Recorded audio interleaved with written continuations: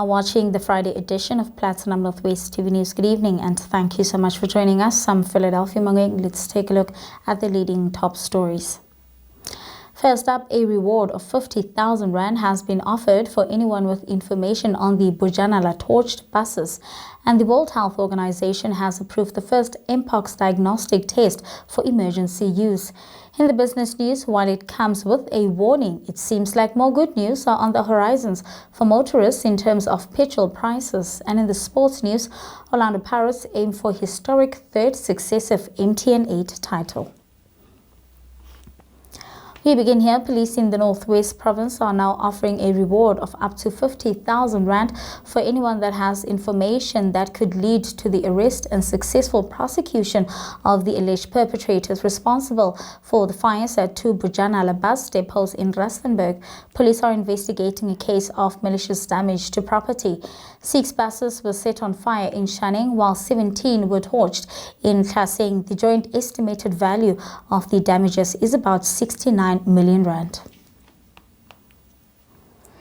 In other news, the World Health Organization authorized Abbott Laboratories' mpox diagnostic test for emergency use, the first such approval in the agency's effort to bolster testing capabilities in countries facing outbreaks of the disease.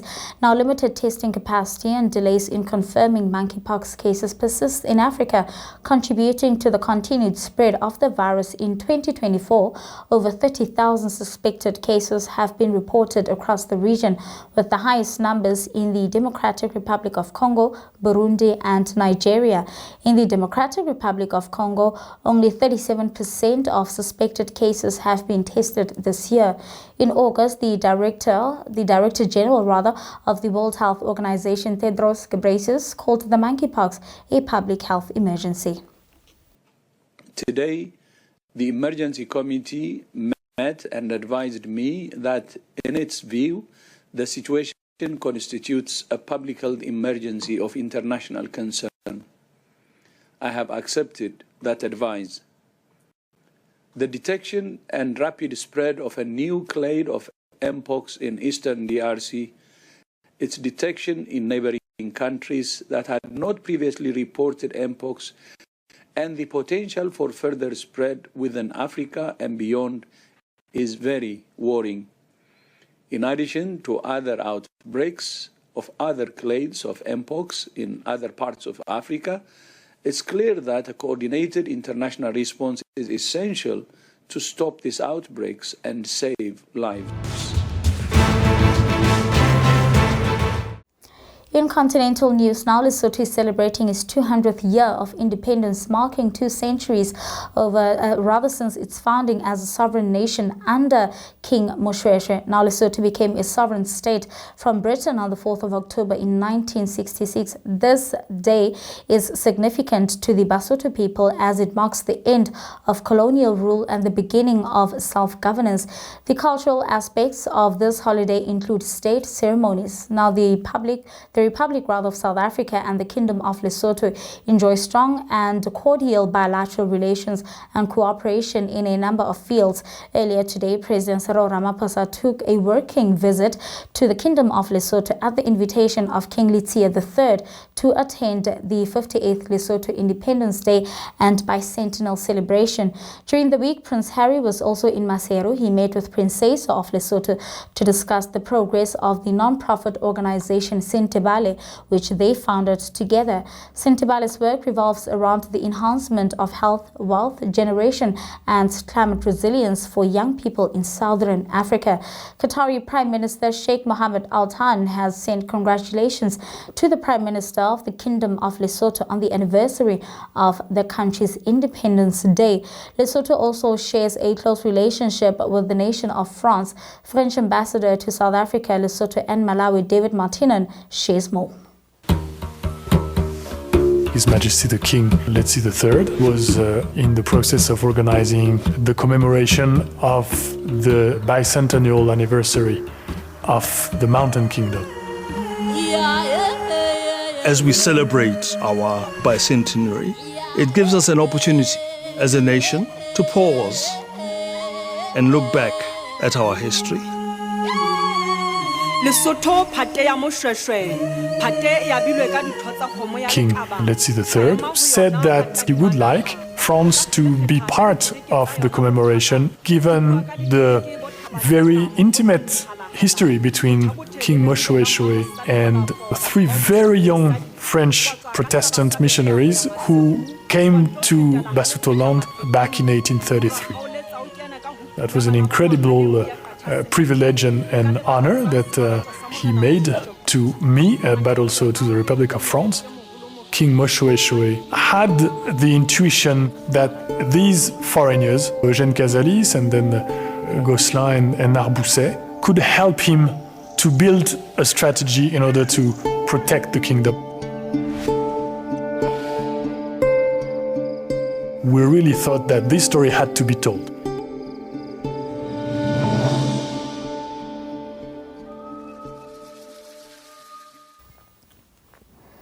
Let's take a look now at the business news.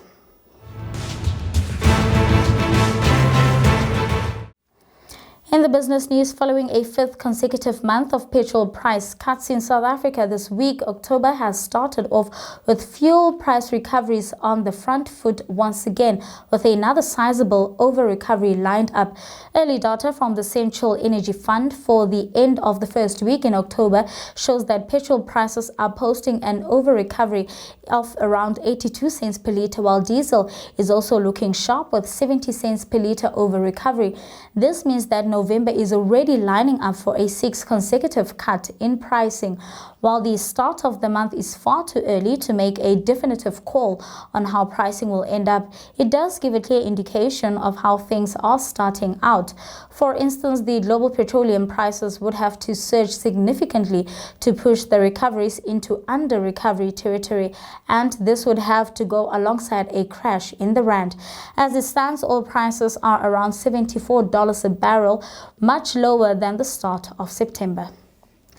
And that's all from the business news. Up next, we wrap up with your sports.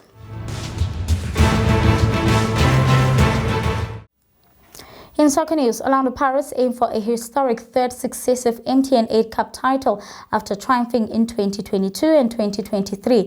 Now they face Stellenbosch FC in a highly anticipated final at the sold-out Moses Mabhida Stadium. With 12 previous victories, Orlando Pirates hold a record that spans over half a century. Their last double victories came in 2010 and 2011, showcasing their dominance in South African football. Orlando Pirates coach Jose Ribeiro says he's expecting a relentless threat from Stellenbosch FC when they meet in the final. Ribeiro was speaking at the pre-match conference ahead of tomorrow's final. It's a final, as you said, is a different game. It's not an ordinary game. It's a game of high emotions and lot of questions to answer for both games. Again, is the third one in the MTN 8, but is the third different opponent if we think about that competition. So we know the level of the opponent that we are going to face. We are going to prepare ourselves as usually to not be surprised. We know the difficulty of the task. Stellenbosch is not in the final by chance. It's been a long journey for them, collecting good results and showing how competitive they can be.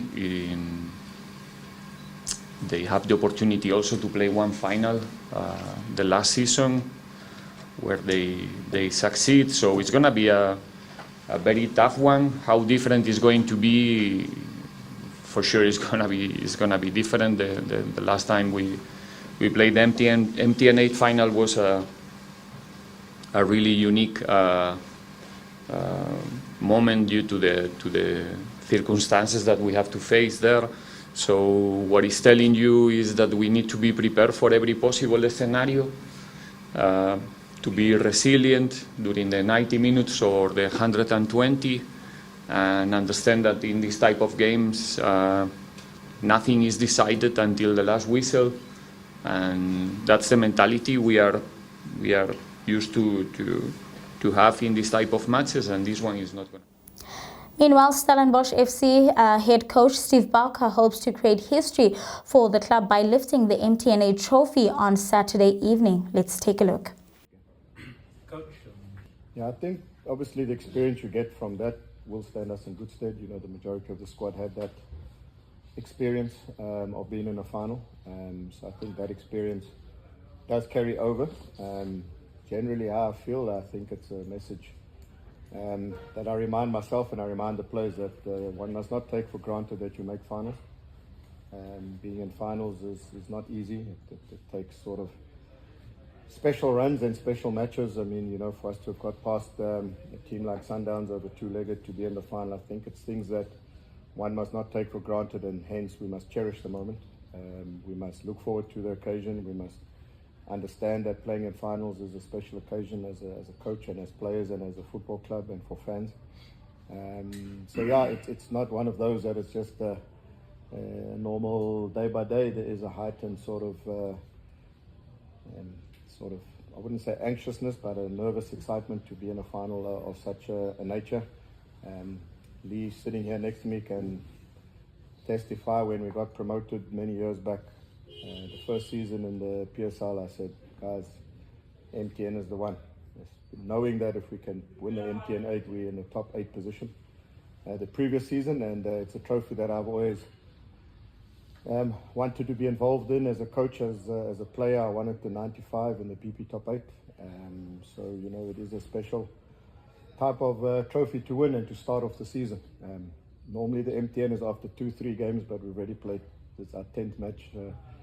We've already played 10 and we're going into our 11th match. So it almost feels like it's not the beginning of the season, but it is a sort of early tournament to have good success. Both, you know, it obviously gives you the confidence for the rest of the season. Good financial reward, you know, trophy and medals for players. It's always a good start to do well and win the MTN. Pirates have had that experience in the last 2 seasons, so obviously they're going for their third, which is obviously a magnificent sort of opportunity for them as well to make that history. But we want to create our own history, and creating our own history is by going on to win and lift the trophy.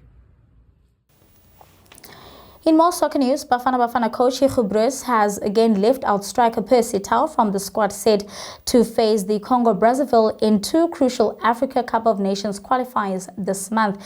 The national team mentor made his announcement when trimming down the number from the initial 32 to a 23-man team that will assemble next week.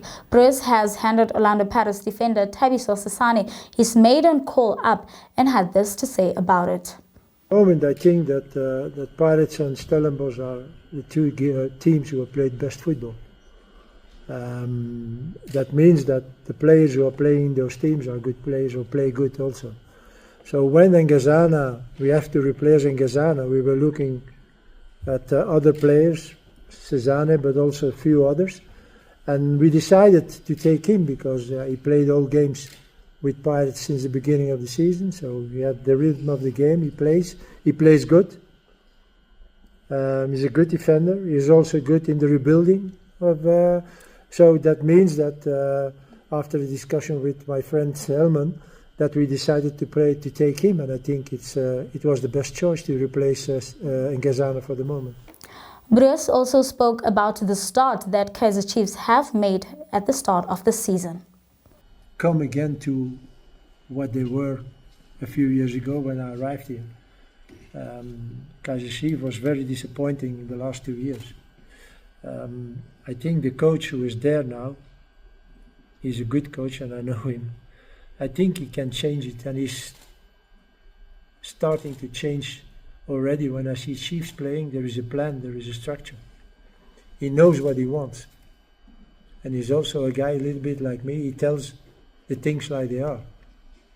There is no, I think now what I feel, there is no friend politics anymore. No.